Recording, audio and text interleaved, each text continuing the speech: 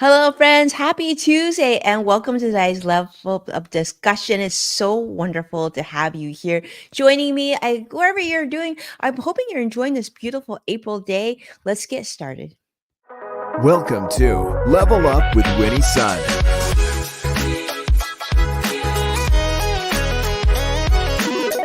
Market update. Speed round. Award-winning financial pro. And now, get ready. I present to you Level Up with Winnie Sun.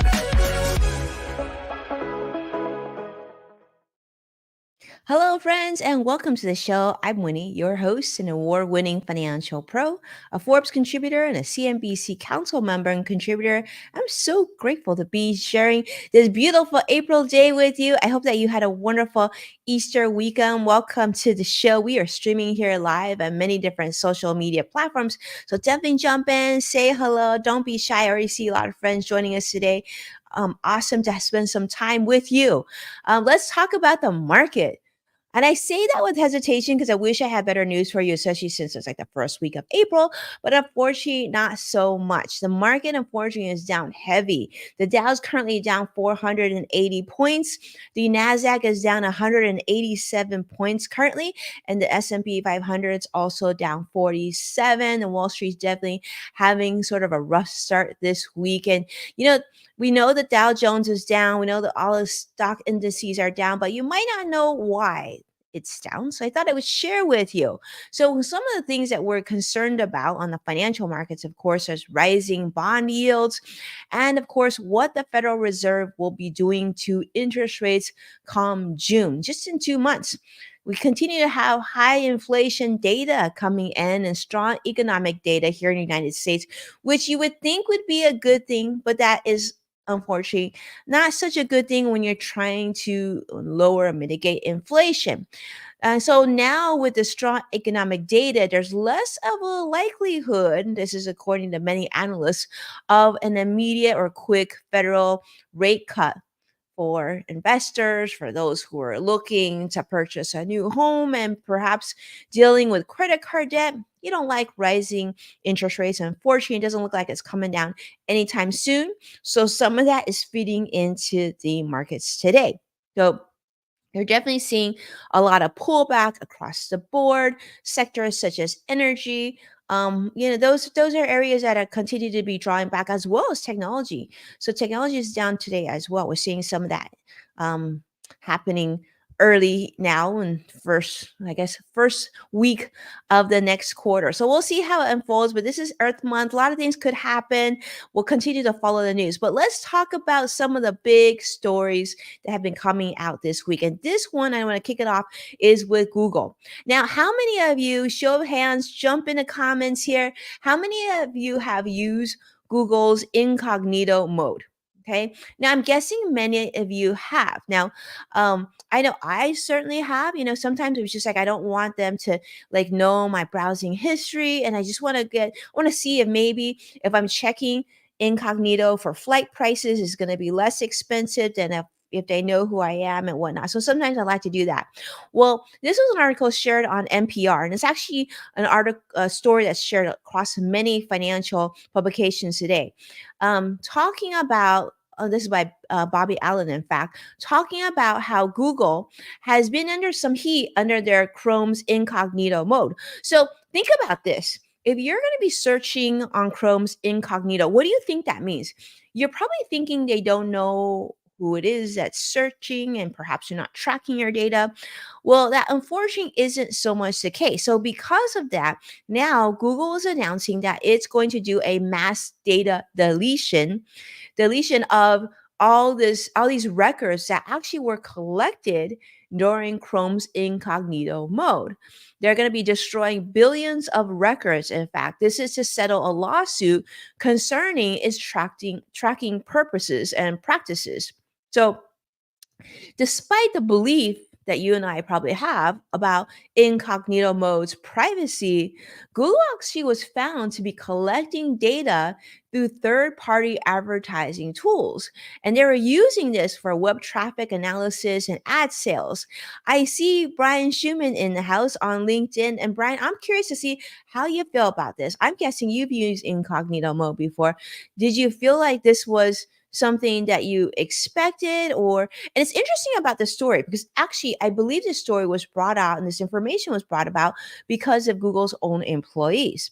But this is stemming from a 2020 lawsuit, and this settlement sort of highlights Google's undisclosed data collection despite the fact that we thought that this meant we were doing private browsing, which wasn't completely the case. So Google is now going to amend incognito mode. So if you're using it, you need to know because they're going to share new disclosures. They're going to tell you that Google can track us when we are in incognito, and that it will also block third-party cookie tracking by default incognito sessions. But that being said, we're not going to receive any financial compensation from the past. However, the story does say that if you live in California, like I do, I'm not going to do this, but you could actually sue Google if you're in California for privacy breaches.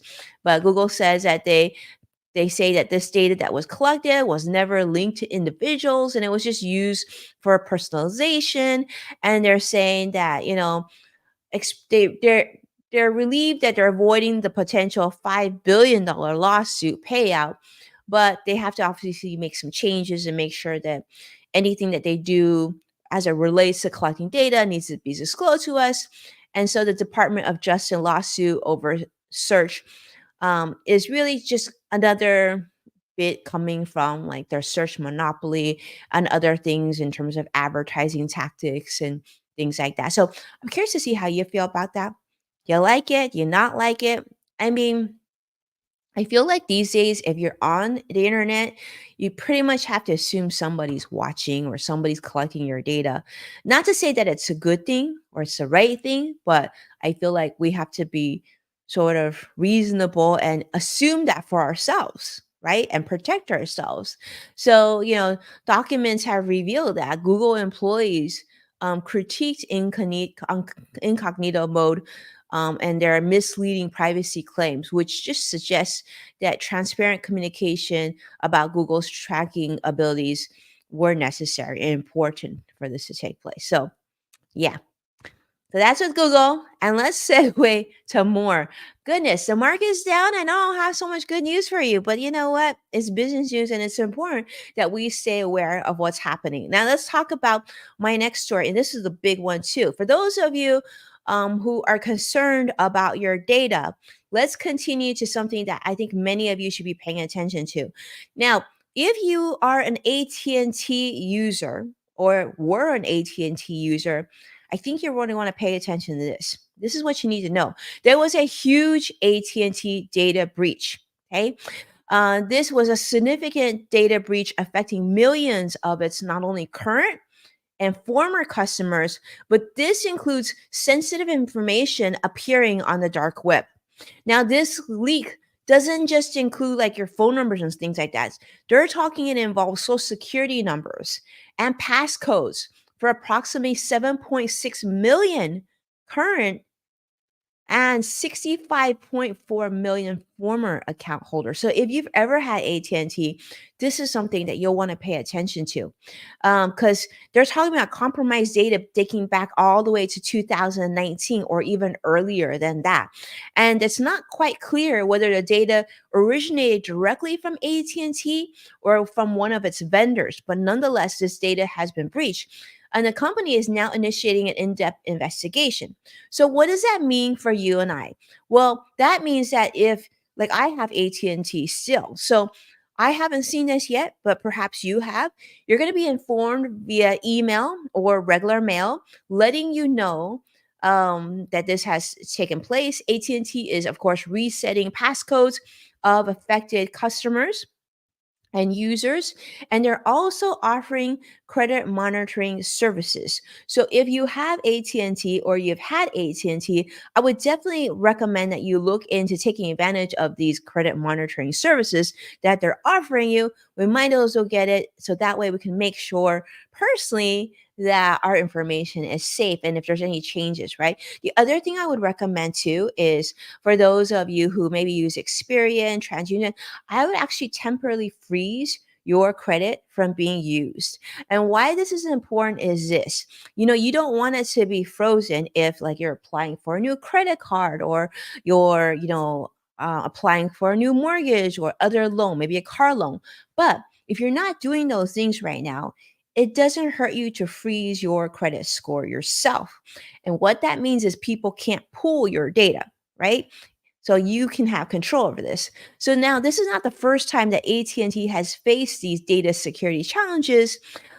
Certainly this has happened in the past, including in 2021. But nonetheless, this just talks about the vulnerability. So to safeguard this, really they're saying that these are the things that you should do. Of course, make sure you have stronger passwords. And if you can, have multi factor authentication and just be really diligent about monitoring your own account activity.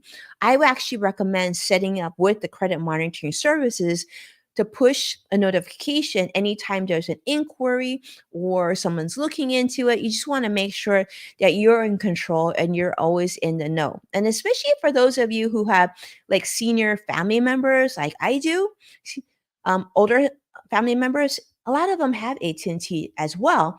Check into them, look into them, and try to help them with this as well. All right. All right.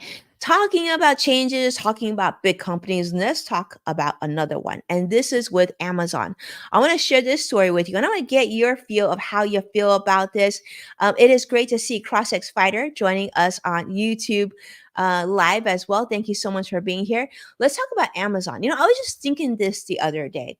How many of you have gotten a brown box delivery this week from Amazon, or maybe last week? I definitely did. And I was just thinking to myself, like, so many boxes, right? We got to break them down, got to recycle them, but it just seems like such a waste. And is there a way to mitigate this waste? And I don't know, but I think Amazon is proposing some sort of changes to sort of help eliminate some of their signature brown boxes.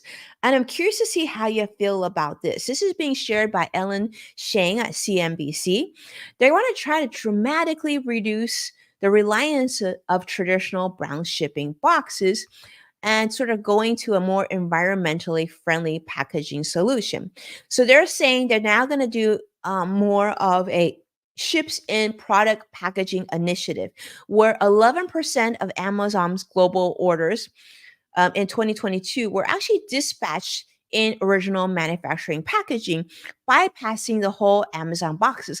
I got one of these packages recently. I bought one of those like Amazon like new items where it was already opened and it was shipped to me in the original packaging. And I thought that was like, I actually didn't think it was an Amazon delivery. I thought it was something else, but nonetheless, it was from Amazon. And so they're trying to do that more so. And they're saying that they're going to try to deliver packages in original packaging from brands such as Clorox, Starbucks, and McDonald's. I'm thinking that they can expand more, but probably it takes time to, funnel this through. But they're going to do more testing. I guess Amazon does a lot of testing with rigorous testing of how things are shipped and if they arrive safely and whatnot. But they're trying to encourage more of their vendors to be able to send things in package friendly boxes. And in fact, they were saying that one company that they looked at was Go North Group, for example. They discovered that 80% of the products that they sell could be shipped in their original packaging. So my question to Amazon and whoever's watching as well is, okay, so if you're not sending us things in the brown box, does that mean that that will also trickle to savings for the consumer? Right? Because as we buy things from Amazon, we recognize that part of the convenience is that things come quickly and they get shipped in boxes that we know are reliable. And of course, that there's a sort of reasonable return policy on the things that we purchase. So if you're not shipping them and you're saving a lot of money, I'm sure with not sending things in those brown boxes, does that mean that we'll save some money for the consumer as well? I imagine many of you are thinking the answer is no, but I was hoping that perhaps the answer was maybe or possibly, right? Because we do know that one of the studies was shown, here in California, it's a big thing where they no longer give you um, default shopping bags when you go to the grocery store or if you go to Target and whatnot. Like they're trying to encourage you to bring your own reusable bag. Well, what really happened is that some people would use reusable bags. I did definitely for a long time. But then, like, out of convenience, sometimes you just pop into the store and you need to get your things, or it's impromptu visit, and so you pay 10 cents or 15 cents a bag, and so it doesn't really solve the problem. It just sort of put that to the consumer to spend money on, again, packaging that you used to get for free. So I'm not sure the answer to that, but I think it's something that we need to consider, because factors like completely changing the way of consumer activities, if in fact you're trying to reduce waste and help the environment, then it needs to be more sustainable. And we know, from, if you go to the supermarket now, you can probably you probably can see that it wasn't quite sustainable, because many people still don't bring reusable shopping bags. It worked for a while and it doesn't seem to be sustainable long term. So hopefully they can come with a better solution to that. But I do think that's great. I mean, the less packaging, the less brown boxes, um, probably great for the environment. And let's be honest, like probably helps with saving your time too, of finding ways to dispose and recycle those boxes as well. All right, next story for you. And this is a big one. This is talking about travel. Now, this one also comes from my friends at CNBC. Monica Paterelli writes about this, talking about luxury travel. Now, I know some of you listening may not be in the market for luxury travel, but I think it's something for us to pay attention to, because luxury travel can mean different things for different folks, right? Luxury travel prices have soared significantly post pandemic. And I think this is a big story, because luxury travels, we're talking about obviously hotels or accommodation stays, and even like luxury train journeys. I just saw this story talking about, like, in Italy, there's a course has this La Dolce Vita Orient Express. All right. So basically, they have like these queen or king size, like very elaborate beds inside trains. And get this, some many of the travel experiences for what they would consider luxury has increased. Like from like July 2024, for example, there was a witnessing an 85% increase in travel from 2019 level. So in July of 2024, which is still a couple months away, that much of an increase that they know in the pricing of goods, because people are paying for this stuff ahead of time. So from 2019 levels, a lot of travel has increased by 70%, and some all the way to 85% on those like really popular months such as July. Now, so luxury travel in terms of train prices have gone up, and in terms of hotel prices has gone up across the board. Now they're showing that the willingness of the wealthy travel to pay premium prices has really just been solidified. They're okay with paying higher prices for luxury. But that has also unfortunately gone into not only the wealthy and ultra wealthy, but that's also impacting many of us who are maybe not in that same demographic.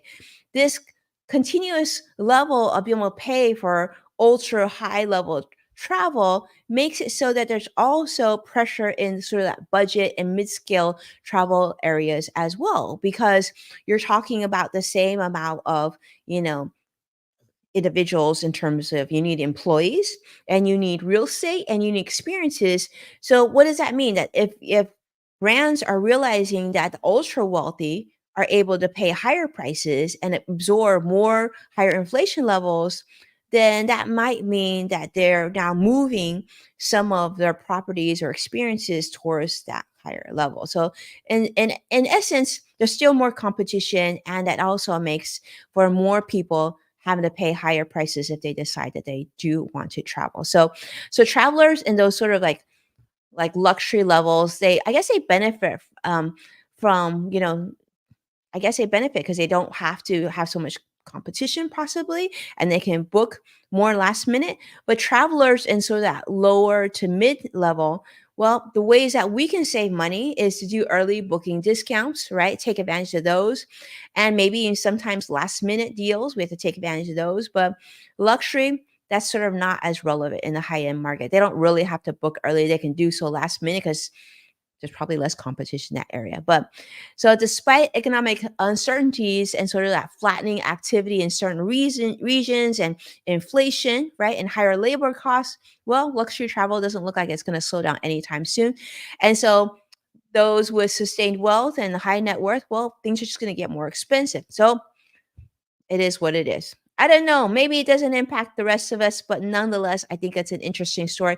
And it's something for us to think about as we make our own financial decisions for our households and, of course, budgeting for our future travel. If we're looking for that really high end experience, just know it's getting a lot more expensive. Let's take a look at market and let's see where we're at currently. The Dow is currently down 466 points. The Nasdaq is down 184 currently, and the S&P is down 45 points as well. So it doesn't look like it's getting any better, but we've still got about an hour and a half left in the financial markets. With that, I hope that you have a beautiful week. I'll definitely look forward to catching up with you next week. I am making some changes in our studio and whatnot, so I won't be coming to you live this week, but I will certainly see you again next week. Thank you so much for being a part of Level Up. Please go ahead and hit that like button and subscribe to stay up to date on all the latest contents and to watch full episodes of Level Up with Winnie Sun. You can check out NASDAQ, Amazon Fire, Samsung, LG, Roku, and of course, check out Yes Factor with Winnie Sun on Apple Podcasts or wherever you tune in to podcasts with the LinkedIn Podcast Network. Thank you so much, my friends. Have an amazing week. I'll see you very, very soon. Take care, be well, and I'll talk to you soon. Bye bye now.